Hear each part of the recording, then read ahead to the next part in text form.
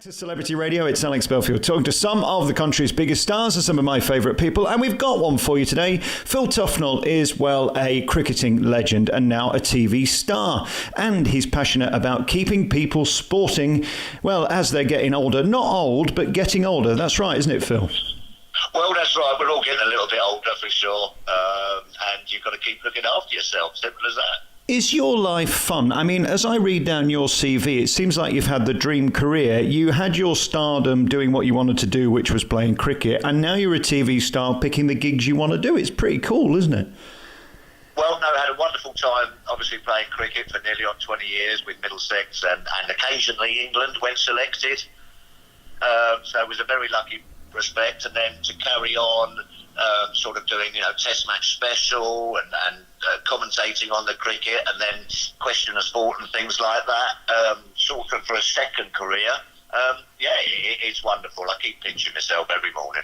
I've interviewed many sporting stars over the years and I asked them all the same question. How tough is it that day you realise you can't do it professionally anymore? It's got to be difficult, hasn't it?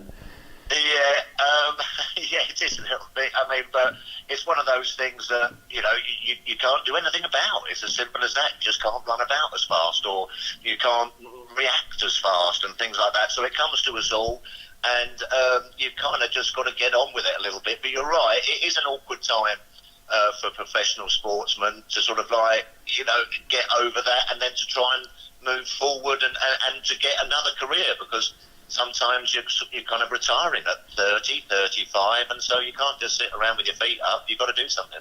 I've done a survey around the office this morning, and it turns out that Toffers is a nice bit of trouser. Do you think this is one of the reasons that you're still here today, Phil? A nice bit of trouser? A nice bit of trouser. That's what the conclusion was to my survey. Oh, well, there you go. Well, I'm flattered if that's the right, if a nice bit of trouser. I've never been called a nice bit of trouser. It's funny that, Phil. I don't know why.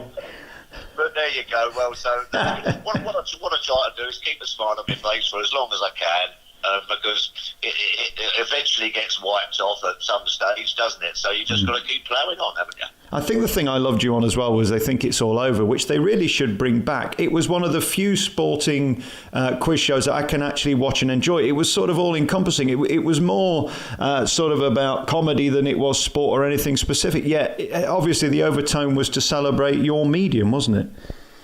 It was great fun. Yeah, I mean, worked with some Nick Hancock and Jonathan Ross and people like that. Great fun. And don't tell anyone, but it wasn't particularly like going to work, was it? We just turned up there and had a good laugh. About everything. The reason we're talking to you today, Tenor Men is launching this new initiative to get more men over 40 back into activity, whether it be sport professionally or otherwise. There are many reasons you can't do sport, and they're sort of highlighting the bladder weakness, which can be terribly embarrassing. I suppose that's the main reason that if you're suffering from this condition, you might think that, I won't bother. But we've got to get over the embarrassment, because nobody really cares, do they? It's life. No, that's right. And as you say, and some of the stats are amazing. 1 in 3 fellas over the age of 40 experience bladder weakness.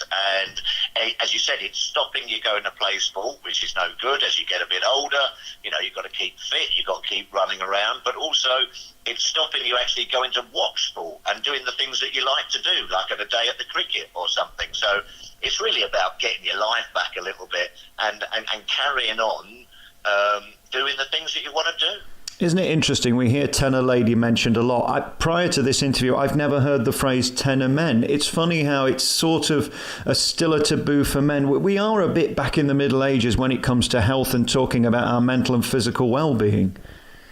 Yeah, it's a bit, I suppose there's this stigma about it, isn't there? And it's all a bit embarrassing. But, it's a condition that happens as you get slightly older.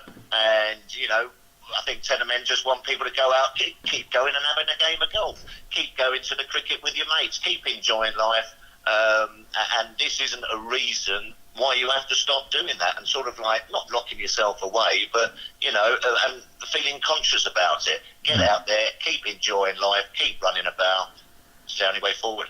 Talk to me about being a cricketer opposed to a footballer. It seems to me that you can have a bit more fun being a cricketer. Certainly back in the day, some of your colleagues seem to enjoy themselves off the pitch as much as on. Is that the case, or is it as regimented, and do you work just as hard? Well, I mean, things have slightly changed since my day. I mean, it's become a lot more professional and what have you. But yes, I think in cricket there is that sort of, I mean, you're playing in a team sport for a start off, aren't you? You're all lads together. You're going around the world and up and down the country. You get that camaraderie, and occasionally you've got to let your hair down. So I think that still is involved in all sports nowadays. But for sure, it's become a lot more professional. There are dietitians and sports psychologists and analysts nowadays and what have you. So they have put in place nowadays every facility for you to become a better footballer or cricketer. That's what I sort of would have liked when I was playing. I mean, you've just got everything there now to make you a better professional sportsman. I am to sport really what the Queen Mother was to double glazing. I try and steer clear of it unless I can hold a drink in my hand. But it does seem to me cricket would be a choice, because there's a lot of sort of hanging around, and then we get to have afternoon tea, and then we can go and have a drink in the clubhouse afterwards. It's the most dignified of sports, isn't it? Well, no, I mean, as you said, I was very lucky to have been part of it, and you meet a lot of great friends. I've still got a lot of friends who I see nowadays all doing the commentary and in the press box and what have you. It's great to catch up with them. They're friendships that you make for life. So, cricket's been very good to me. Wonderful, wonderful game to play. I'm going to be looking forward to the rest of the summer against India as well. Talk to me about your life today. I mean, we got to know you on Strictly. That's a great way of sort of seeing what you're like, but even more so, I'm a celeb. Is there any hope that you'll do more of this? Maybe Celebrity Big Brother or something? Well, I mean, never say never. Who knows? But it was very. They're great fun to do. I mean, even though I was absolutely terrified doing Strictly. I mean, give me Curtly Ambrose bowling 90 miles an hour any time. To go out there in a cerise pink shirt with rhinestones and do the Paso Doble is a terrifying experience, but an experience that you'll never forget. So, and same with the jungle. A couple of weeks away in the jungle was brilliant. So lots of great experiences, and never say never. Who knows? Joe Pasquale told me a year or so ago, he was saying that he'd spent 25 years on the road trying to craft his art, and then he went into I'm a Celebrity, sat in the jungle on his arse and did nothing for 3 weeks and was the biggest star of his career. It's funny, isn't it, how you can spend your life crafting something and it's worthless compared to primetime ITV doing nothing. Well, I mean, there is that, I suppose, but I mean, I still sort of like look back.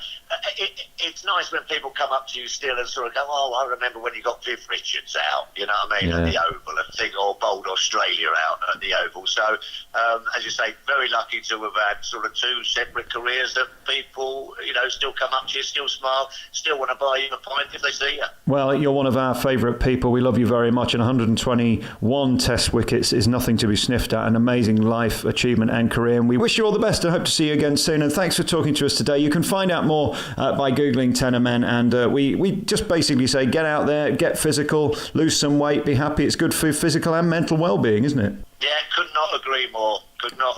Get yourself out there, get active, get playing sport. Phil, great to talk to you. Thank you for your time. Cheers, mate.